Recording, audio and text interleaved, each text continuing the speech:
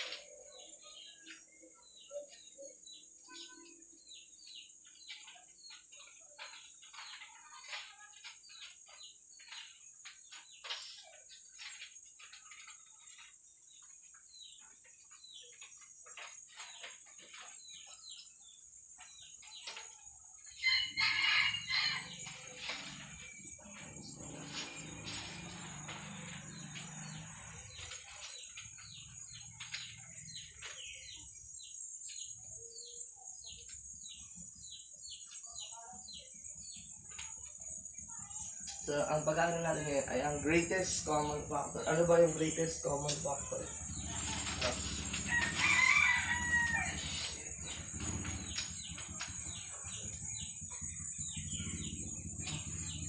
Greatest common factor or GCF of set of numbers that largest factor that all number is shared. So, ito, ang sample na ito, kunyari, 20, tapos, and 12. Ang greatest factor ng 20 and 12 ay 4. No? Kung may mapaliwanag kung paano nakuha natin ay 4. May tatlong method kung paano makakuha ang greatest factor ng pair number. Ang una ay ang listing method.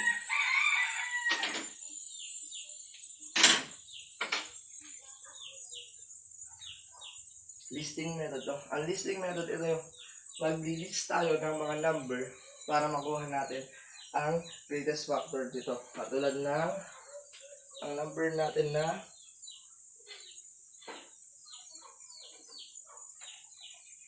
bago pala lahat na yan ay ito ang ating word problem. Para na ito lalagyan.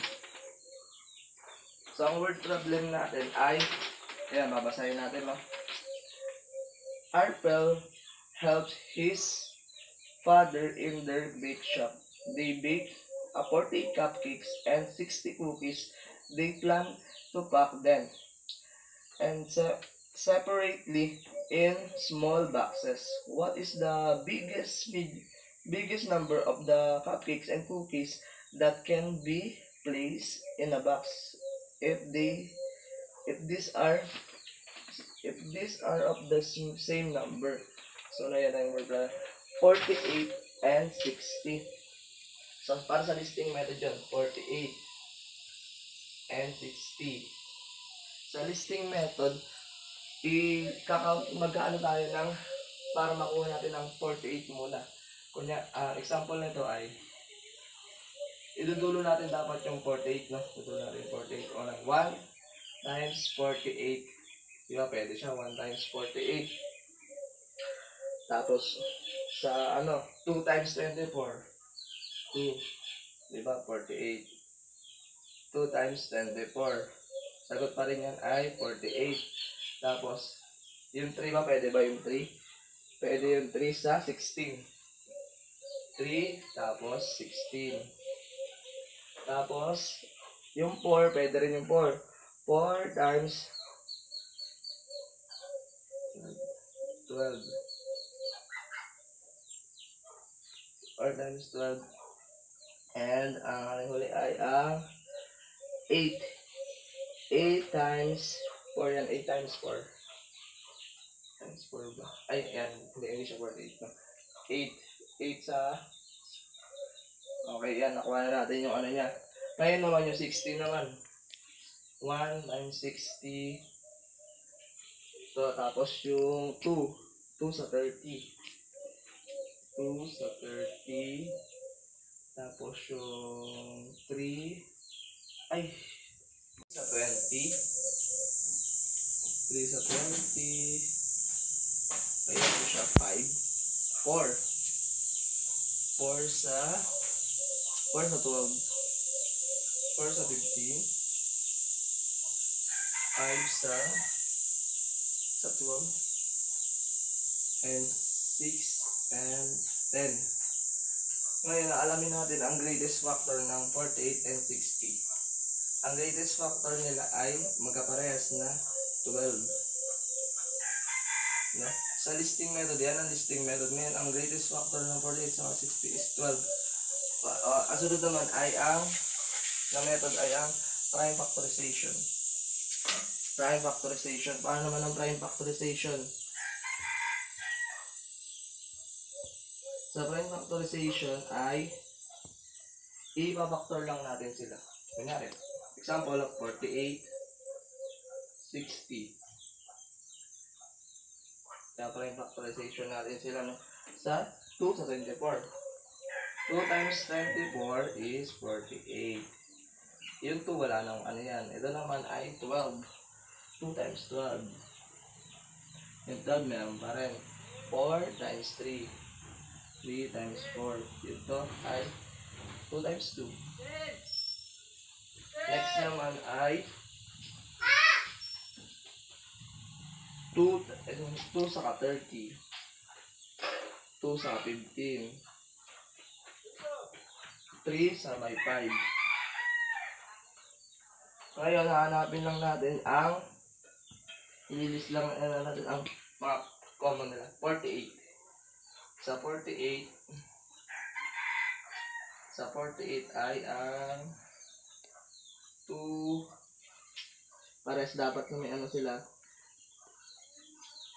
Ang mga nakuha natin dito ay 2